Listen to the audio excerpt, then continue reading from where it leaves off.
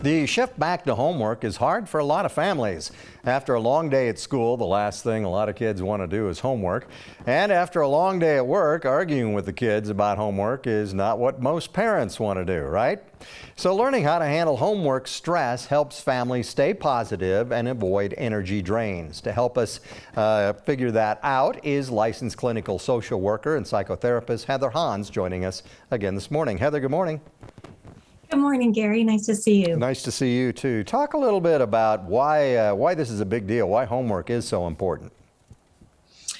So homework teaches kids to be independent, organized, and resourceful. It instills in them self-discipline and problem-solving skills that they'll need throughout life.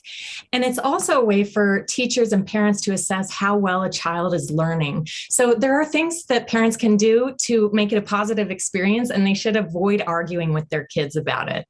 All right. So what are some of those things other than arguing? Well, the first one, or one that works well, is to offer them freedom of choice, because that motivates. Share with them the costs of not doing their homework, like maybe having to stay in for recess or even being held back a grade, as well as the benefits like having more choices in the future. And let them pick a reasonable daily time and way to approach it. Nagging demotivates kids and it harms the parent-child relationship. So instead, let them know that you believe in their abilities.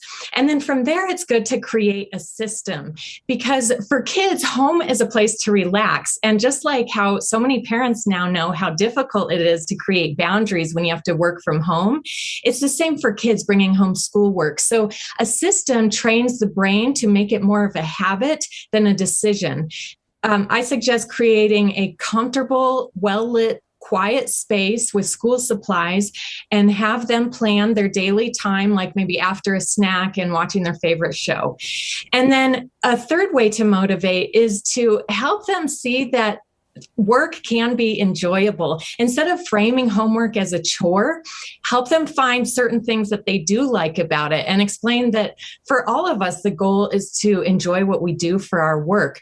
You can help them relate tough subjects to things that they like if they hate math but they love sports, you can look at sports player statistics together. And another thing that works well is to have adults have conversations with them about interesting ways that they apply school subjects to the work that they do in real life. So these are just some of many ways to motivate kids. Yeah, to try and keep them positive. I understand all that, but we both know that some kids are more motivated than others. So what happens if you try this stuff and it's just not working?